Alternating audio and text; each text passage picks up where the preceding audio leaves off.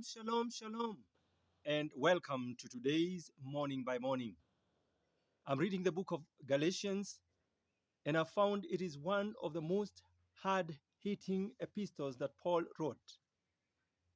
He had preached to the Galatians the gospel of Jesus Christ, salvation by grace through faith, trusting one's soul to Jesus, and just trusting Him, and not works, not things done on you or things done for you by other people, but what Jesus Christ accomplished on the cross. But now, after he had preached this gospel, there were people who came in and said there was something still remaining, and that they needed to be circumcised so that they may be fully accepted in the commonwealth of God. Now, Paul is astonished that they had changed the gospel. They had changed from the gospel that they had believed now to what he calls another gospel. But he says it's not even another gospel, but there are people who have come in and they want to confuse and distort the gospel of Jesus Christ. And he says, even if it's an angel from heaven who preaches to you another gospel, let him be eternally condemned. In Greek, it is anathema, eternally condemned, that they would never receive any blessing from the Lord. They would be accursed. This shows the value that Paul attached to the gospel, the truth of the gospel. Now, when I look around and see how cheap we take the gospel, how we compromise the gospel, how we merchandise the gospel for selfish gain, for filthy lucre, as Paul calls it, I shudder.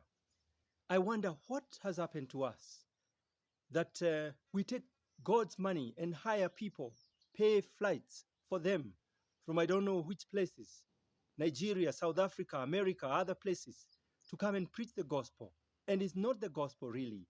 It is just a distorted, washed down gospel for selfish gain. And we pay, 5-star hotels for them and give them a fat envelope as they go back.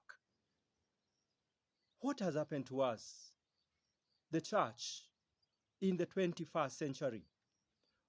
While Paul rebuked false teachers and even told Galatians, "Oh, foolish Galatians, who has bewitched you?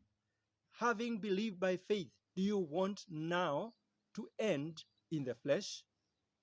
Are you so foolish? So are we cursed? Are we bewitched? Are we so foolish that after receiving the gospel of Jesus Christ, embracing it, living by faith, walking by the grace of God, depending on God through Christ for our salvation, now we want to add other things?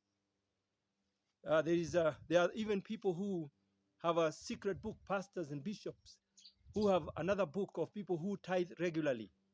And if you don't belong in that book, then your salvation or your walk in the Lord is put in question. Who has bewitched us? Why don't we believe in the gospel? Why don't we believe that what we received first when we got saved is the true gospel, and that we are not going to buy any other doctrine of men? Even if an angel came to us and preached to us another gospel, let him, as according to Paul, be accursed.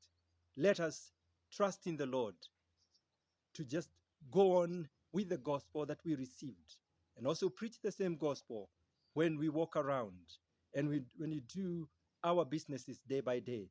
And with that, I want to say shalom. Have a true preaching day, a true gospel preaching day. Amen.